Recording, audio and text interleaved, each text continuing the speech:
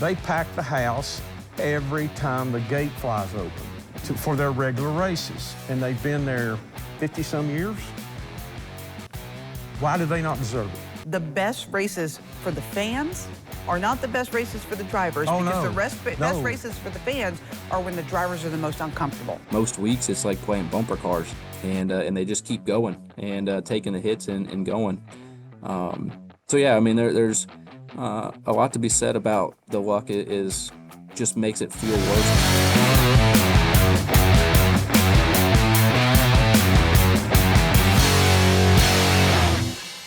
Welcome to the Backstretch. I am News 5's Heather Williams, and Chicago was certainly an entertaining race. I think SVG, Shane Van Gisbergen, just proved what most people already know. There's few people in his class when it comes to racing on street courses, any kind of course that makes a right and a left-hand turn. He's kind of the guy right now. Really entertaining to watch, even though SVG kind of dominated. There were a few people that were able to get up there and mix it up. Michael McDowell, until he had his issues, was running up there with SVG, though a lot of people are theorizing, and maybe so, that SVG was kind of toying with him a little bit, having a little fun racing with McDowell. But be interested to see how he comes back this week at Sonoma, and if he's able to do that again and run up front again. Our guest this week is a guy who is pretty good on the left and right-handers as well, Chris Buescher. He also had some issues at Chicago Street Race, so hoping to make a little amends this week at Sonoma. Always love talking to Chris. I've known Chris. I've talked to Chris for about 10 years now. He was, when I moved here to Bristol, he was driving for Front Row Motorsports, which their owner is from Morristown, so they really like to put their drivers in front of us. So I've done a ton of stuff with Chris over the years. He is genuinely one of the nice guys in the garage, and really insightful, thoughtful answers as we spoke on a number of topics: road course racing, the level of competition in the track, his own season personally. So pretty excited to share that conversation with Chris with you. And as always, our other Chris, our crew chief, Chris Carrier, is here. He will speak with us about the Chicago Street Course race. We'll also talk about the Clash returning to Bowman Gray this season. I think there's a lot of excitement about that. It is kind of an interesting thing because there's still rumors or reports swirling around that they're going to get another race of some sort on the national level. I would find it hard for it to be anything other than ARCA or trucks, just because there's no pit road there. So doing a pit stop there is, you have to leave the track, physically leave the track to go out to change a tire or anything like that. So something that requires fuel or tire changes is probably out of the question for that track, unless in a controlled manner, which they can do in ARCA and in trucks. So we'll talk about the race, though, the preseason clash going back to Bowman Gray this year with Chris. He's got some great insight on that decision as well. And then, of course, we will preview this week's race at Sonoma. So let's get going. Joining us now is our crew chief, Chris Carrier, who is also the crew chief for the number 75 Food Country truck in the Craftsman Truck Series. Shane Van Gisbergen proves once again that he is the king of the road, sweeping the weekend in Chicago. Chris, is he one of the best road/street course racers that the sport has ever seen? I think he has to be. I mean, I think back to as far as I can think back, and I don't know of anybody whose name I would throw out to say, okay, they could have done what Shane Van Gisbergen has done, like come to NASCAR, pow, right from New Zealand. And yes, he's got a lot of experience, but just his natural ability, to me, is just insane. And come to that place at Chicago is hard. It is a difficult place. You can tell that by watching, even really good, experienced race drivers make, what looks like on TV to be foolish mistakes, but it's just simply that it's just so technically difficult. We have to be so precise because there's no runoff. You just hit a wall. No room for error, no margin, and it's pow, pow, pow, corner after corner, and right, left, and just tight exits, run out of room, two abreast. You're trying to keep your roll speed up. You're trying not to get passed on the outside by 2 or 3. You're trying not to wreck. You're trying to stay off the guy, but you can't really do it. There's not room. And, you know, he just acts like it's easy. I mean, it's like it's natural ability. I would, you know, as far as street road racing, maybe road racing in general, but at least street road racing and what he does, you know, I would compare him to like a Michael Jordan. So I just think he's that good, and you can tell when the media talks to the other drivers, and I'm talking about the Denny Hamlins and the Brad Keselowskis and the Joey Logano's and the Kyle Larsons and the, you know, the very best of the best of what we have, you can tell by their facial expression and their body language, like, I don't know how to keep up this guy. Well, and you know, I'll be honest with you, that's part of the reason why I thought it was foolish a couple of weeks ago after Mexico City that people were complaining about him being in the playoffs by just 1 win because his point standing was so low, because I felt like he was going to win 2, maybe 3, or even 4 road course races throughout the year. Like, I don't see any reason why he cannot win at Sonoma this week, why he cannot win at Watkins Glen in a few weeks, and why he can't win at the Roval. Like, I just think that there is not anyone, there are a few people that if strategy goes right, or if they're having an exceptional day, or if something goes wrong with the 88, they can compete, right? Like, I think Michael McDowell, he was keeping up with him pretty well early in the race until he had some issues. I think AJ Allmendinger, if he's got a good car under him, can probably keep up. I think Ty Gibbs and Tyler Reddick. Yep. Absolutely. But that might be the list. That might be the list. I mean, that really might. And no disrespect, there are some good road course racers that I left out. Chase Elliott is a good road course racer. He used to be Alex the guy. Bowman. He used to be the guy. Right. Alex Bowman is a good road course racer. Kyle Larson is a good road course racer. Yes, but ma'am. all things being equal, there aren't very many people that can keep up with SVG. And what I know that you know, the approach to road racing in really all the top series, but especially the Cup Series, of many years back, the approach to that changed like a lot, because it was for a long time, years and years ago, they would go to Riverside and then they went to Watkins Glen, or I can't remember wherever, but there was only really a handful of drivers and teams that took it really seriously. No, it's a throwaway race. Most everybody else was like, hey, we're just going to go, we're going to try not to tear my car up or blow the engine up or whatever, and then get out of there and go on to the next one. Now, Heather, listen, they put just as much, if not more, into running these road races as they do any other race on the circuit, because it is hard, it's difficult, and it takes the whole car. It takes brakes, it takes engine, it takes driveline durability, it takes setup, it's aero, because all these places are fast. Even Sears Point, as slick as it is, the aero means a lot. And these drivers, they spend a lot of simulation time, and they spend a lot of time studying film. They spend a lot of time looking at Shane Gisbergen's laps and his technique and his data. They put a lot into it. They're trying their hardest to win. Well, you know, and these guys are good.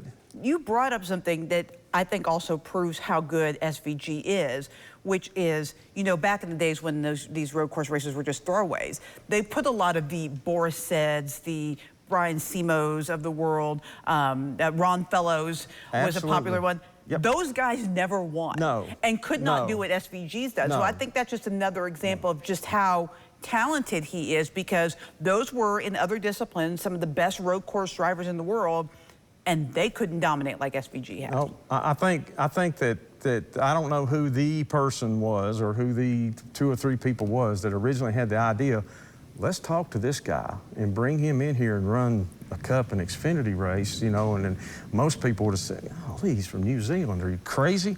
You know, this guy will run, he'll tear up everything out there. He'll run through the corner the first time head on and crash and you know, burn and everything else. But whoever saw something, and buddy, I'm telling you, they saw something right. They were like, whoever discovered Michael Jordan was like, you better draft him. That guy deserved a big raise, and these people do too. He is just so talented. And back to your part about people complaining about him being in the playoffs, and not deserving to because he's so far back in the points and he doesn't run well at some other places. Okay, I get it. I get that. I understand the point behind it. But first of all, we're going by the rules of today's rules. Right. This is the playoff rules. If you win a race, you're in, as long as 16 others doesn't knock you out or whatever it is. But you know, it's the team. The team that hired him, who he drives for, the Trackhouse people, they know this. And that's why do you think was the main reason they hired him? And they say, okay, he's a good enough race driver. His craft is good enough. His experience is good enough. He's got a lot of savvy and a lot of common sense. He will learn the rest of it. He will get better at all these other tracks, but he's already getting better. He's already getting better, and he's not going to give up because give up is not in this guy's game. And the second part of that would say, I would say, well, okay, who felt good? What was it 2 years ago when Austin Dillon beat everybody in the rain at Daytona, and he got to go. Harrison Burton last year. Harrison Burton last year. I mean, to be honest with you, Josh Berry this year. Josh Berry is further behind in the points right now than SVG is. Okay, do they not need to go? Right. Don't hate the player, hate the game, right? Well, yeah, I mean, Trackhouse is playing the game better than other people. They went by, they looked at the rules. They looked at, okay, what is the best thing we can do? What's our options? Let's look at this guy. They saw him. They committed to him. Richard Childress could have committed to him. Lots of people could have. A lot of people could have, but they did. And what I like about the guy is he got his opportunity. And man, he has stepped up to the plate and hit home run after home run. And I love watching him race. And you know, every time I interview, every time they talk to him, he's appreciative. He says no. There's no smart aleck, there's no arrogant, there's no and he's cocky. all business. He's all business, and you can tell he is having a blast. And he loves being if you were here. driving those cars and you were doing what he was doing and winning, like, you'd be having fun too. I mean, I don't know. I don't get, you know, come on, let's stop the hate. This guy has done a good job. He deserves the credit for what he is. If he was an arrogant, you know, kind of hard to listen to, whatever, I'd say, yeah, well, I don't want to listen to that. He's a good dude. Yeah. He's a good dude, and people like being around him. And yes, you're right. The team's like, we got Shane Van Gisbergen. What y'all gonna do? I think he's capable of winning, again, like you said, 3 more road races this year. Now, will it be harder for him at these next 3? Absolutely, because the next 3 we run, a lot of the rest of the field, for most of the rest of the field that he'll be racing against, has more races. Yeah, they have in these cars. Yeah, he's never run Sonoma. He's never run Sonoma, and I'll be honest with you, we're going to talk about Sonoma, but Sonoma's difficult. It is a hard place to go. So we'll see. Am I pulling for him? Kinda. You know, I mean, I think if he did it, if he goes out to Sonoma and wins the Cup race, the Cup guys are going to be saying, oh my word, what I need to be, man, maybe I just need to go work in the grocery store. Somebody call Food Country, see if I can get a job. Yeah, maybe that, you know. They're going to be scratching their heads and say, good night, he beat us and haven't ever been there at the hardest place there is. He might do it. He might. He might do it. Another piece of the schedule puzzle has fallen into place as NASCAR announced they are returning to Bowman Gray for the Clash this season. Okay. What do you think about going back to the Madhouse? Well, I didn't really think that the race was particularly good, but I think the next one will be. I think that all the participants, the guys will figure out, okay, what do we have to do to get around this little place? And how can we make our cars better? How can I be a better driver? How can we prepare better? So I think you'll see a better race. But Heather, the bottom line is that place is an anomaly. Did I say that right? Yes. It's amazing what goes on over there, and you can like it or not like it or be indifferent about it.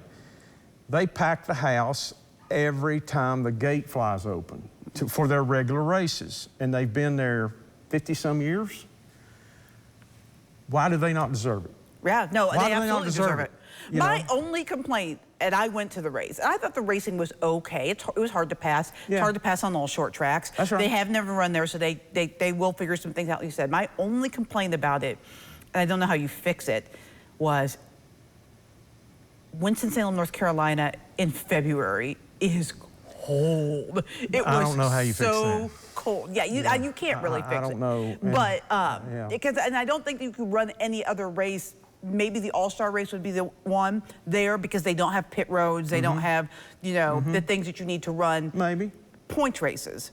And I don't think, because it's a dual stadium where they're doing football games and stuff, I don't think there's a way to make a pit road or to make things happen there. Probably not. So Probably it not. has to be this race. So I get it. And they deserve it. And so I'm not complaining or saying they shouldn't get it. But that's just my one complaint. It was really cold. I spent the least amount of time outside at a race that I ever have because I don't do cold well. But I agree with you. I think that it's great. I think that they deserve it. I think that it's cool. And you're starting to see the schedule kind of come together a little bit. That was one of the question marks where we go back. The answer is yes. Now we're waiting to see when we go back to Chicago or we're going to a different street course. It looks like San Diego is probably the lead dog contender for the next place to go. Okay. We'll see what happens. But you mentioned it earlier. We're never going to be able to go to all the places we want to go to. There's not enough races, not enough weekends in the year. I mean, there's so not, hard decisions are going to have to start being made when it comes to the schedule. If I think personally, now I think if there is an idea or an actual determination, a plan to increase races on the schedule, they're going to have to find some midweek days, in my opinion. Okay. And I think there's going to have to be some pretty serious restructure of the teams. They're almost going to have like, okay, we're going to have maybe 2 different road crews. Well, I think the thought also might have to be, how many tracks do we go back to twice? Sure. You know, maybe that could be the answer. You know, the thing is that it's a really hard decision now because we're only basically going to 2 types of tracks twice. The 1.5 miles, right? Your Kansas, your Vegas, your Charlotte, which are some of the best racing of the year right now in this car. Yep. And then the other is the traditional tracks: Bristol, Talladega, Daytona, Martinsville. Martinsville. Yep. So I agree. You know, it's it's a little bit of a good problem to have. It is a good problem because it means the sport is in a really good place right now. It is, even though some of us older guys and older, you know, are not. I think I become convinced that I'm including myself. You know, it's like we've got to the age and we've got to the many years that we've watched this stuff to where we're a little bit blinded. It's almost like you can't see the forest for the trees. I think we're looking for things that used to be there, and we hollow in on that thinking, okay, if those things aren't there, then it's not going good. But we looked at, you know, I look at the stands from the TV, you know, the last couple races, they've been like a lot of people there. Yeah, you know, there are a lot of people in Chicago. A lot of people in Chicago. And my friend confiding Parker Kligerman, the driver of our truck in the NASCAR Craftsman Truck Series, Heather and I were talking about it before the show. He is a street race advocate, and he loves the Chicago street race. And it's like, he's like giddy to go there. And he loves, but he sees it and he says, Chris, those people are just hungry to watch. They can't wait. They can't get enough of it. They can't get close enough to it. They can't see enough of it. They can't scream and holler enough to satisfy them. And, you know, that's a good thing. So we've got to look at what's really going on. I think I saw on X that it was, I think it was Jeff Gluck, but it might have been Jordy Bianchi, one of the athletics. I think it was Gluck, that Kyle Larson told him that this was the best event of the year. The Chicago Street Race. I don't doubt it. I will say one thing. I have now, after watching it, both races this past weekend, both races last year, I'm convinced it is, I think, the most challenging race to the driver of anywhere we go. Simply, well, there's several reasons. I'm not going to tell y'all why. I don't really know. I'm not a driver, thank goodness. But these guys are, after the race is over, they are spent. And they have driven, and you can see in their faces that they're, you know, come out and they're thinking, man, how can I get better at this? Well, you know, how can I get better? And I have long heard people say, and I tend to agree, the best races for the fans are not the best races for the drivers Oh, because no. the best races for the fans are when the drivers are the most uncomfortable. That's exactly right, because that's the test. The best basketball games ever to watch were when the guys were about to fall over, you know, and it was a difficult game, and they were beating each other up, and it was a hard game. Same thing with football, same thing with whatever. But racing is the most entertaining for the fans, the spectators. The drivers will get out and say, "Boy, I hope I don't have to ever do that again," you know, and. I can remember races at Talladega that went flag to flag, green flag from the start of the race to the end, and they ran 3 and 4 wide all day long in a big pack, got back together after each pit stop, went all the way to the check. It was amazing.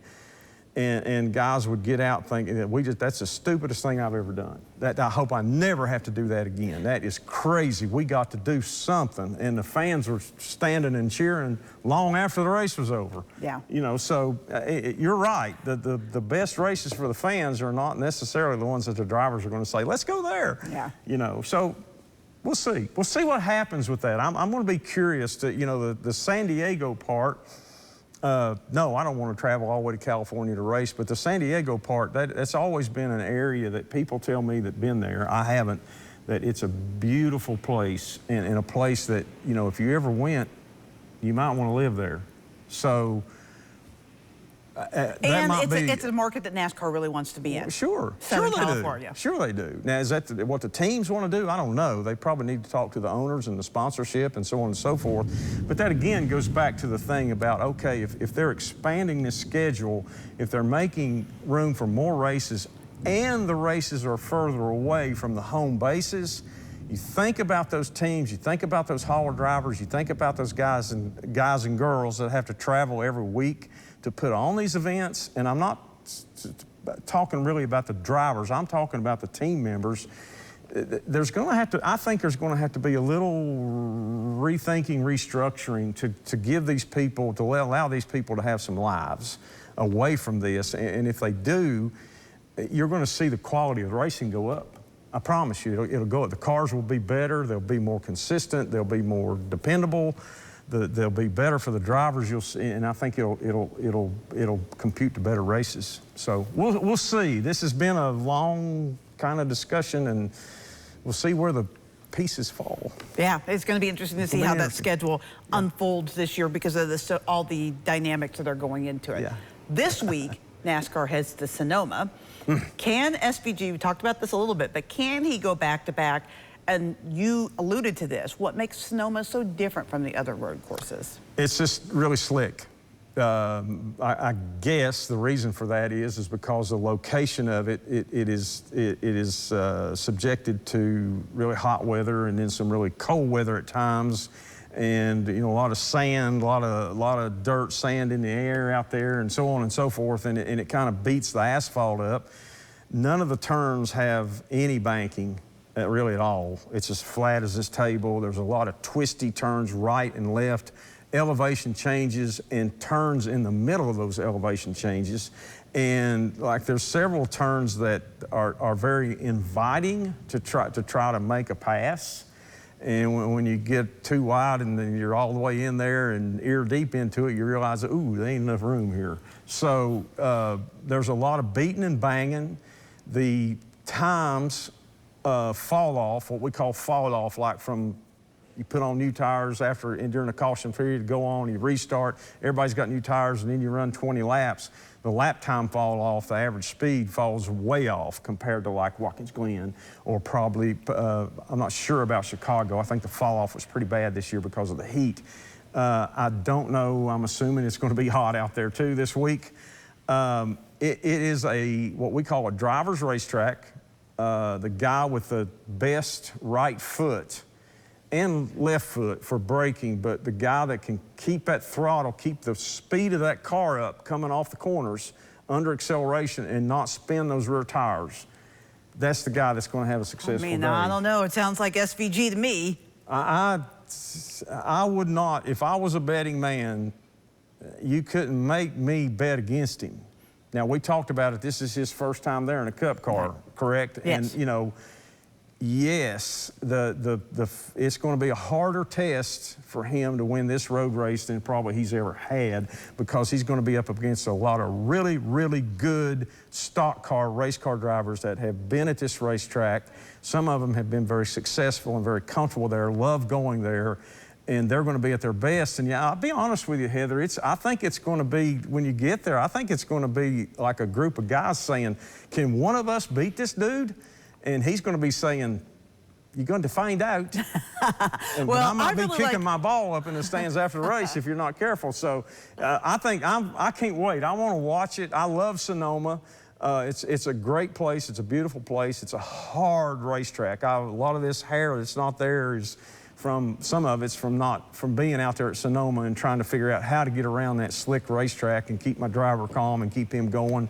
And I watch it on TV, and I know what the crew chiefs are going through. And you know, there'll also be pit strategy, as always, on a road course. But it's a little more, you're in more of a box, because at Sonoma, you got to think about, I have to have new tires on that car. I can't just go for gas and go, but it won't work unless it's just a few laps. The tires will mean so much. That grip, that being able to turn, being able to get into gas coming off the corners, it's everything. So, and there'll be some slam bam. There'll be some guys that'll be mad after the race. There'll be some cars that'll be tore up. And I think the fans will see a good race. They usually have great, good fans out there. They love racing. They're good people. Beautiful place. We'll see on Sunday. I say SVG, absolutely. Don't sleep on Ty Gibbs and Michael McDowell. Both those two showed me some things in Chicago/Mexico City, That's right. one at each, that makes me think that those two might, if the stars align, if they don't have throttles hung up like McDowell did at Chicago, if something else, if the pit strategy doesn't ruin what they're doing, those are the two driving-wise that I thought had the best chance to keep up with SVG. Ty Gibbs and his team probably this year, they've been really good on road courses, and they've really had some really, I think, really terrible luck throughout the season, and they would probably like it if NASCAR said, well, we're just going to run all road courses. They'd probably have a party over there, but don't count that young man out. Don't count that team out. Heather said he could win a race this weekend. He could win Sonoma and be in the playoffs. Pow, there's another one. So, oh gosh, I don't know what discussions that was. All right. Couple of back-to-back road kind of courses, street courses. You've started to make your name a little bit on this. I know that stuff did not go your way at Chicago, but are you excited about Sonoma this week? Yeah, I am. You know what? We had a lot of potential in Chicago, and that's what we're taking out of that one. Road course racing in general, we're pretty strong here. Apologize for being late. We literally just ran over here from the simulator, actually running Sonoma stuff right now. So, always trying to improve and be better. And that's been a track that actually has probably statistically probably been our best road course on the schedule. So I really like that place. It's been a lot of fun through these. We've been really close to securing a win, just needed a little bit more at times. So what better time than now, right? We're ready to go. What is it about the road courses that seems to fit you? Because that's not necessarily your background, right? I mean, you didn't do a ton of road racing coming through. So what's been the difference? Why lately have you kind of become a road course guy? You know what? I don't have a great answer for you other than I enjoy road racing. And, from the first time we ran bandoleros in the infield at Texas on the little road course there, we figured out how to win them. And I don't know, I guess it just, made me feel good about heading to those and going both ways. My first NASCAR win came at Mid-Ohio at a road course on the Xfinity side. Still remember the phone call with Jack leaving that place and him saying, man, that's good job, but I thought you were our short track guy. So what happened here? It's enjoyable. I've had some really good teachers through the years. A lot of drivers that have helped me just continue to better myself when we go to these style of racetracks. And on top of that, RFK has got a really good road race package, and that helps me look better than I might be as well. So ultimately it's it's fun to do something a little different, and I like doing that 4 or 5 times a year. I think we're good. I don't want to do it more. I think we're probably a little bit on the heavy side right now, but ultimately we're gonna enjoy all the ones that we get to go run. This stretch of races in general seemed like a good stretch for you. Do you feel pressure to win? Because right now you're pretty securely in on points, although that line moves based on, if we get new winners or whatever. But I also know, like last year, what happened to you and how close you were to getting in the playoffs. So do you feel pressure to win right now? Yeah, I think always though. I guess you always put pressure on yourself to win races, and ultimately that's what we're doing. We're not points racing because of what you just said. We've been in this on this bubble. We felt good about it heading to Darlington or Daytona and gotten kicked out right there at the very end with upset winners, and they haven't been us. So ultimately, I think it's we're looking at it as a must-win situation. Uh, I haven't even I haven't even put my eyes on the point situation since last week for sure, and I don't even know if I looked at it before Chicago. So I think I know where my head's at is ultimately we got to be fast at racetracks, run up front. That brings stage points with it and opportunities to win races. I want to make sure that that's our mindset because I think we really do feel like it's time to win. So yeah, the pressure it's always there. It probably goes up a little bit just as opportunities go away, right? We're down to what, seven more races, seven more chances to get a win before playoffs, and then obviously we got the rest of the season to go win more, but certainly want to lock ourselves in a good spot now. Do you feel like you're in the best situation of your career right now? Because I look at where you are running. I mean, you are now mentioned as a guy who's expected to make the playoffs every year. I feel like RFK, even adding a team this year, hasn't really missed a beat. Maybe not so much luck for Brad. He's had some really bad luck, but still, all three cars are running really well. I mean, is this as good a place as you've been in your career? Yeah, and yes, ultimately we're in a really good spot. Uh, I think we started our season off saying we needed to figure out how to make the first handful of races strong, and that was the main goal for the 17 team was to win a race in the first 8, and we didn't quite get there. We were able to go and run, was it second in Phoenix maybe early on in the season. Had a lot more speed at a lot of those racetracks, and consistently we are better. Um, it seems crazy for me to say that we've had some tough luck, given we're comparing everything to Brad. Makes everybody's day look bright and sunny, but we have had our own share of rough goes this season, and unfortunately, it's kept us back. And we have opportunities to run well at just about any style racetrack we go to right now, and to me that's the big measure is all of our RFK Fords are strong no matter where we're heading and have chances to win races. So yes, we're not where we want to be yet, right? We're not winning, every week, and really it's not realistic to be there, but we want to say that we had a shot to win every week, and we have a little room for growth yet. It struck me in your answer, and it's fascinating to me because I do one of these kind of interviews basically every week with drivers, and a lot of drivers this year are kind of talking about their luck. Do you think that maybe it's more impactful now as opposed to 5 years ago because it's so much more competitive? It seems like every new team that comes in is competitive. Like before, new teams would come in and they'd maybe be a back marker or whatever. There really aren't teams like that even more. Even some of the teams that we think about that maybe used to be a little bit further back, like a calling. I mean, AJ's right in the middle of the playoff race, with everybody else. Do you think the competition level makes the luck harder to take maybe now? Um, Man, if we really dove off into that, I think we could certainly get into the weeds because you make some fantastic points that maybe maybe one bad luck weekend just has a larger impact on you now because you used to say, man, if we're a contender, then bad weeks for us are going to be 10th place, 12th place. Well, now there's weeks where if you have a bad week and you end up in an accident or with a failure, there's no other failures during a weekend. There's no attrition. Cars that are in accidents that play bumper cars all day still finish the race. So yeah, a bad day almost always is a high 30s day now if you have anything catastrophic happen. It used to be different. It used to be more like Chicago was this last go around, where you had 10 or 12 cars out of the race that ultimately hedged you if you survived the first accident or the first bit of bad luck and had some later. It didn't really kick you in the teeth at the end of the day. It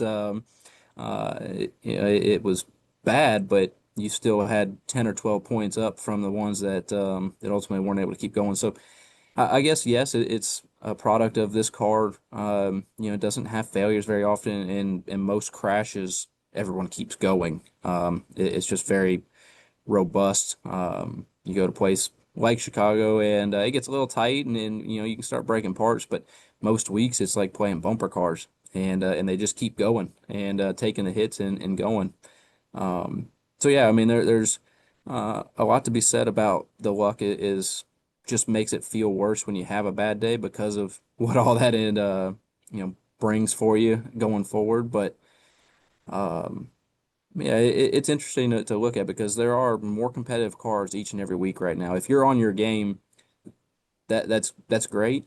So are 28 others, right? There's only a couple of cars that really aren't in contention to put down solid days, especially depending on what kind of racetracks we go to. Like you said, road course racing, even those that aren't quite where they want to be on ovals, they can really shine and show up big.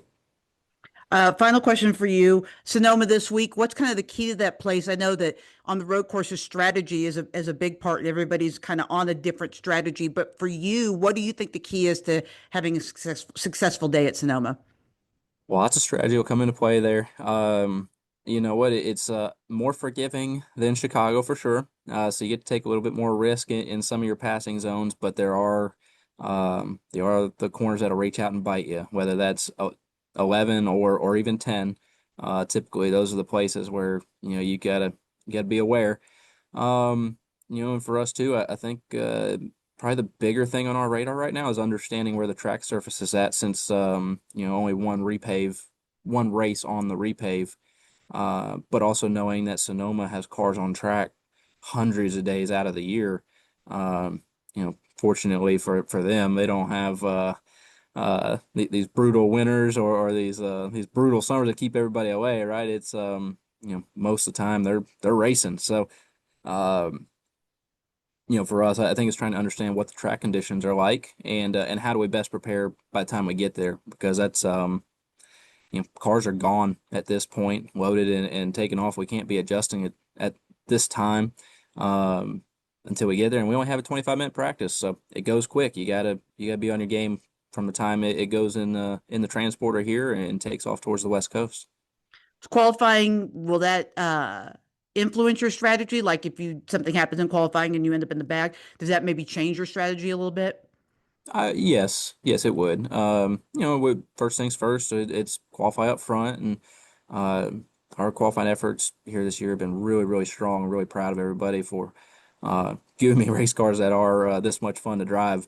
So yeah, that's the first thing is qualify good, get a good pit stall selection, and set yourself up to control your own destiny. But yeah, there are lots of varying strategies at Sonoma, and so if you don't have the best qualifying effort, you do have lots of options to really open up your day.